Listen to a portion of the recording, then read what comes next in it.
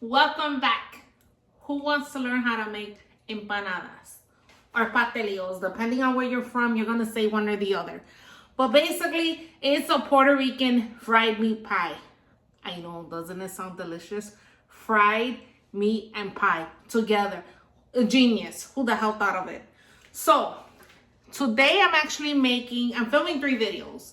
So, if you see me with the same shirt, this wasn't 3 days in a row. This is on the same day. Yo me lavé. Trust me. I'm filming 3 separate videos. One for the empanadas, one for the rice, one for the beans. This is the empanadas. The rice and the beans is going to be down below. So if you want to make the rice and the beans to go along with this, follow those links. So let's get started. This is super easy. Now, I will tell you, the beef that I'm using ground beef. I'm using 90-10, I think it is. Whatever.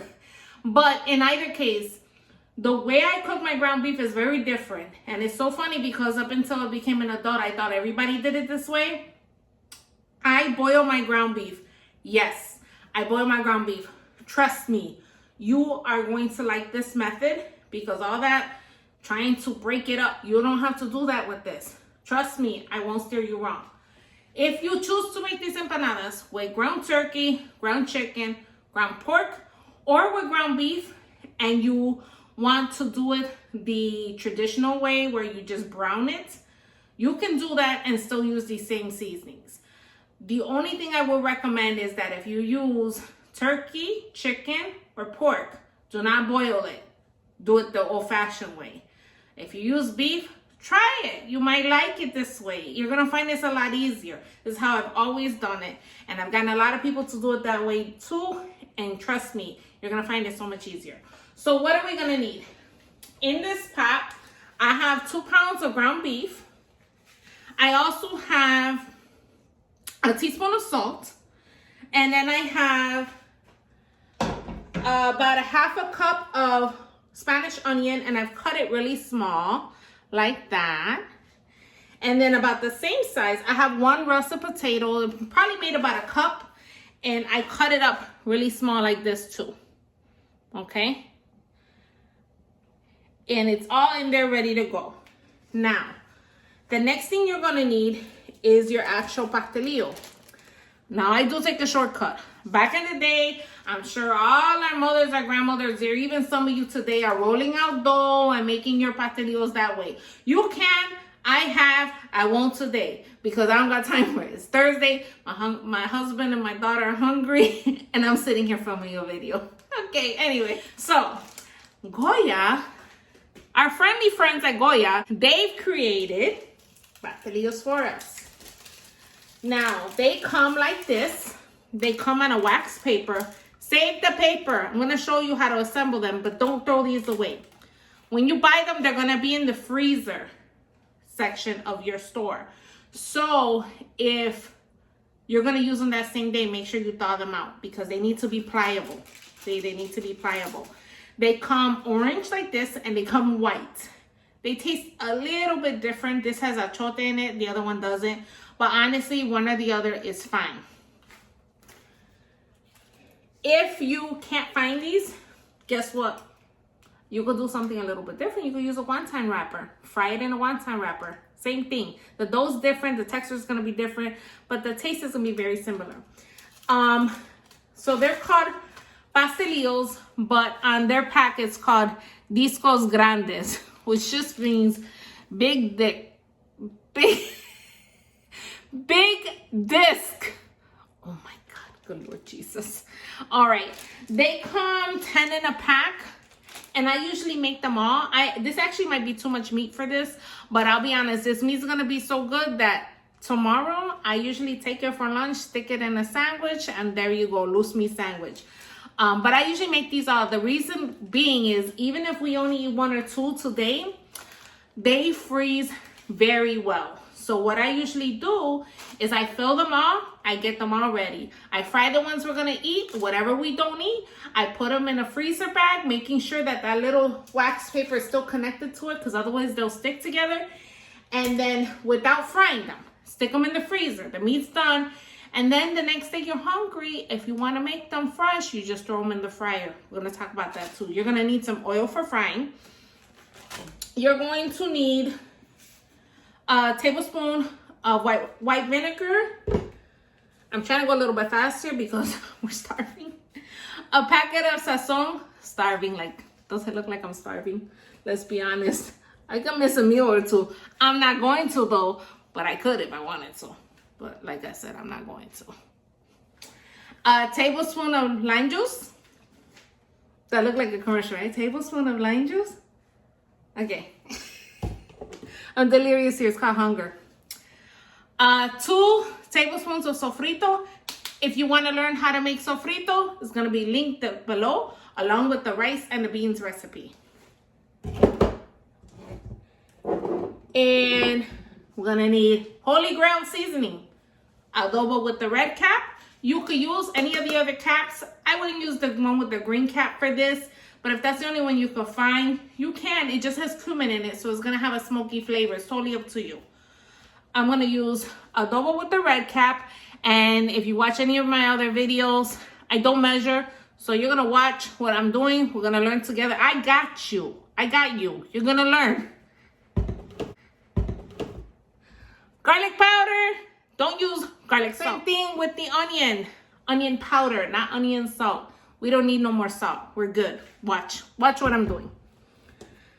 Black pepper, ground black pepper. Don't use peppercorns. And Mexican oregano.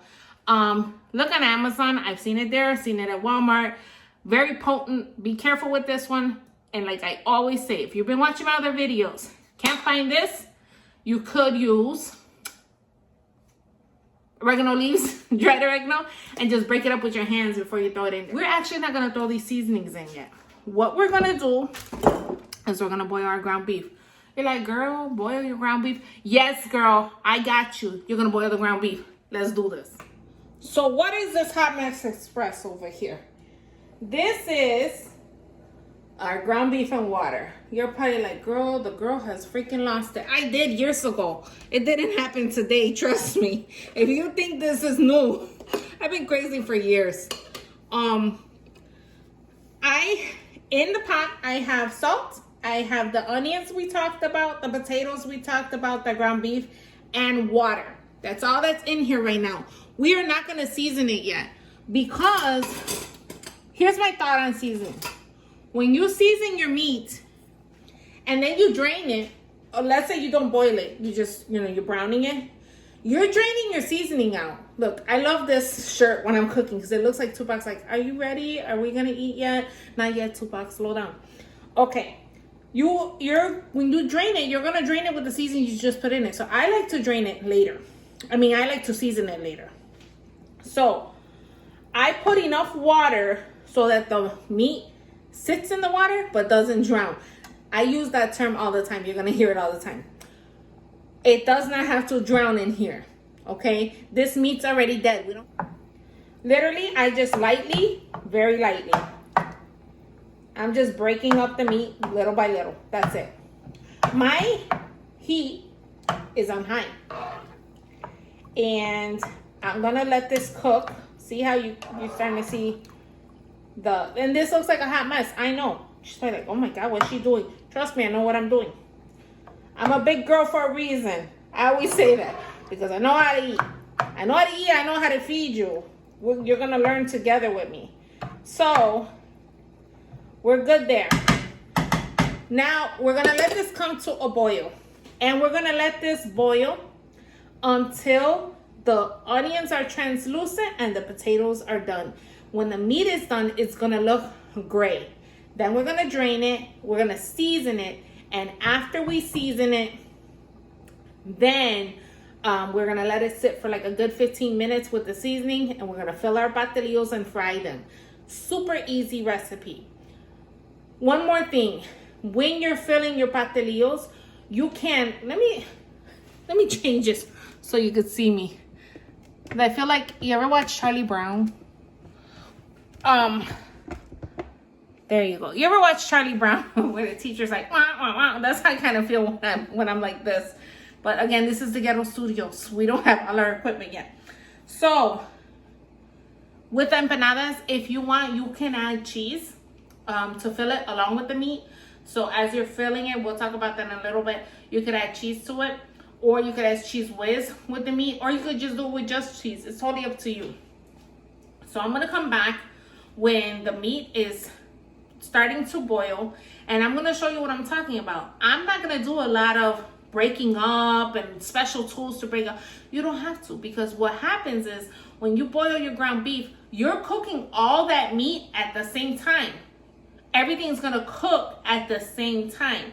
Versus when you're browning it, whatever's closest to the pan gets browned, and you gotta move it, and then that doesn't happen here. Literally, it's all gonna cook at the same pace, at the same time, and it breaks itself up as it's boiling.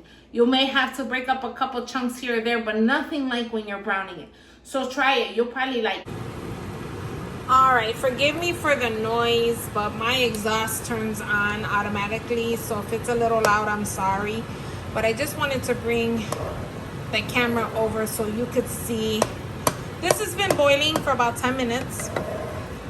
And if you see, it's almost done. And literally, like, all I'm doing is, I'm gonna move this over here just so I can see what I'm doing. Is I'm just taking my spoon and lightly, if I find a lump, I cut it up with the spoon and keep it moving. But I have not done much at all. I have not done much at all. Because honestly, I was sitting down editing a video and I came back. See, you will find 1 or 2 lumps. So just take it and take your spoon and break it up. But you don't have to do a lot. And you see, it's all cooking at the same temperature. And I've left it uncovered. The onions are just about done. The potatoes are just about done. The meat is just about done. So as soon as this is done, I'm going to drain it. And then we're gonna season it. So I'll be right back. Okay, so apparently I was so hungry that I forgot to record. I thought I was recording this whole time, and I wasn't. And I was putting the seasonings in. But basically, all the seasonings I told you in the beginning of the video, I drained the meat, I added my seasonings, but instead of 2 tablespoons of sofrito, I'm adding 3. And I also added, I forgot to add this in the beginning, a tablespoon of Goya mojo criollo, which is basically a marinade, but you could also use it as a seasoning. You can find this on Amazon. So literally all I did was dump all my seasonings in there, mix it together, and there you go. Now you're gonna let this cook for about 10 minutes with the seasoning to let all the seasonings come together. And when I come back, I'm gonna show you how to assemble these to get ready to fry them. We'll be right back. Okay, so I'm gonna show you how to assemble the pastelillos once your meat is all ready. And I've taken some out and put it in here so that it's just easier. I would also have a container with a paper towel because you want to, after you fry them, you want to catch the oil in here and to keep them warm while you're frying your other ones. And then just have a fork and a spoon. I'll explain why in a minute. And then get yourself some tongs because you're going to need them for when you get ready to fry them. My oil is already hot. So as soon as I assemble these, I'm going to put them in the fryer. Again, I feel like Charlie Brown's teacher. This is the Ghetto Studios here. I told you we are low budget Ghetto Studios here. All right, so take your pastelillo with the paper, okay? And I like to go, it kind of looks like oblong. See, I like to go this way, okay? And I just separate it a little bit from the bottom. Take your spoon. Make sure you have potato in there and onions.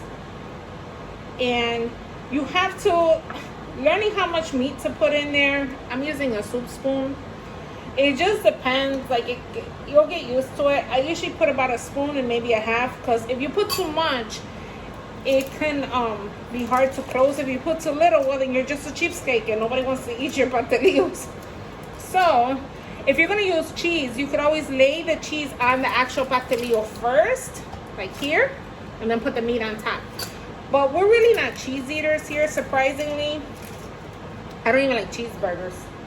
I like hamburgers, but no lie, when I go get a hamburger, I sometimes say, can I get a cheeseburger with no cheese, which is a hamburger. Or no cheeseburger, I've said that before. All right, so that's how much you're gonna add in. And again, you wanna add it in the middle because you need space to put this together. So once you have it together, bring them, like, let's get married, okay. Now, you're just gonna seal up the sides with your hands first, okay? See? You're gonna seal up the sides with your hands first. Then, once you have that done, you're gonna press it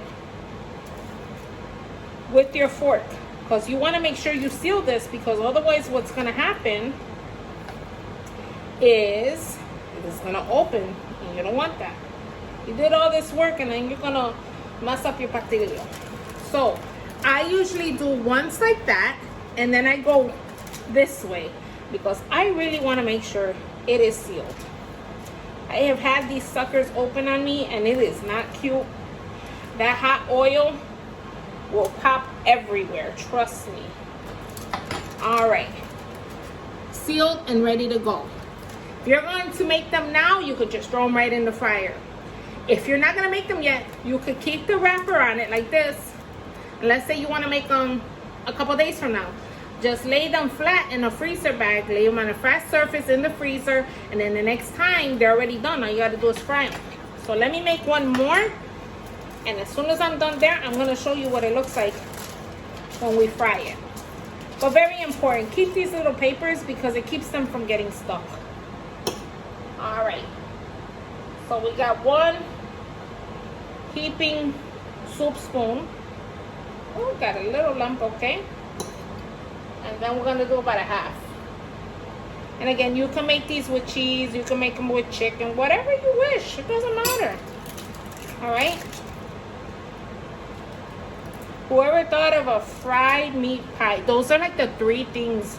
Fried meat pie, genius, genius. Whoever thought of that was a genius. It's like portable food. I know, I sound like such. I love food. Let's just say that. I love food. Okay. So, here we go. My poor husband is starving. I'm sitting here making a video. It's for you. It's for you.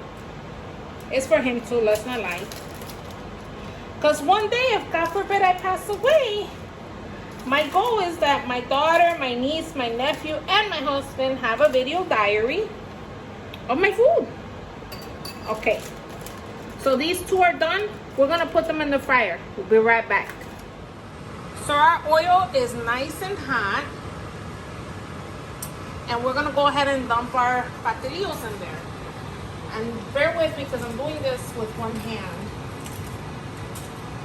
And I feel like this is an accident waiting to happen. I don't know how you guys do this YouTube stuff. Okay. So put it in slowly because this oil is hot. Okay. Let me put my other one.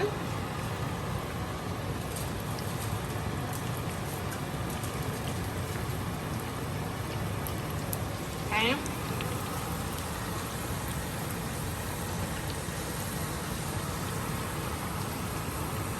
You want to put your heat, like I said, start your oil when your meat is almost done so it can start heating up. Because the only time you want to put it in warm and not hot oil is when they're frozen. I won't put it in hot oil when they're frozen because then the oil will pop everywhere. But they're not frozen. You know, we just took the dough. You saw how soft it was.